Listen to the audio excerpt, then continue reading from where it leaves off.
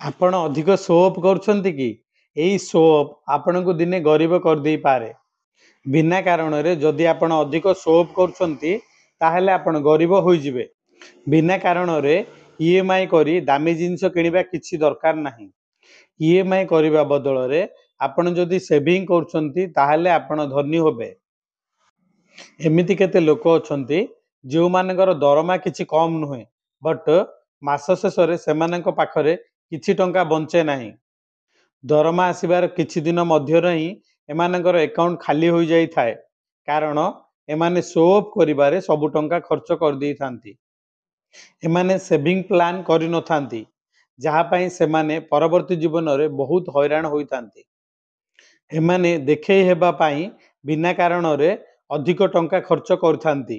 ଦରମାର ଅଧା ଟଙ୍କା ଏମାନେ ଇଏମ୍ଆଇ ଦେବାରେ ଖର୍ଚ୍ଚ କରିଦେଇଥାନ୍ତି।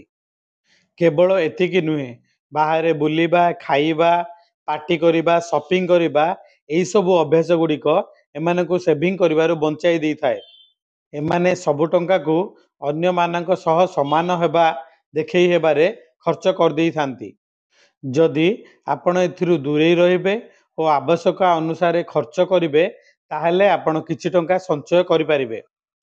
ଆପଣ ଦରମା ବାବଦରେ 10,000 ଟଙ୍କା କମାନ୍ତୁ ବା ଲକ୍ଷେ ଟଙ୍କା କମାନ୍ତୁ, ଆପଣ ନିଜର ଭବିଷ୍ୟତ ପାଇଁ କିଛି ଟଙ୍କା ସଞ୍ଚୟ କରିବା ନିହାତି ଦରକାର। ଆପଣଙ୍କର ସଞ୍ଚିତ ଟଙ୍କା ଅଭାବ ସମୟରେ ନିଶ୍ଚିତ ଭାବରେ ଆପଣଙ୍କର କାମରେ ଆସିବ।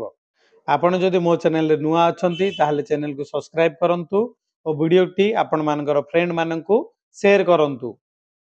Show friends, keep learning, keep saving. ନମସ୍କାର, ଜୟ ଜଗନ୍ନାଥ।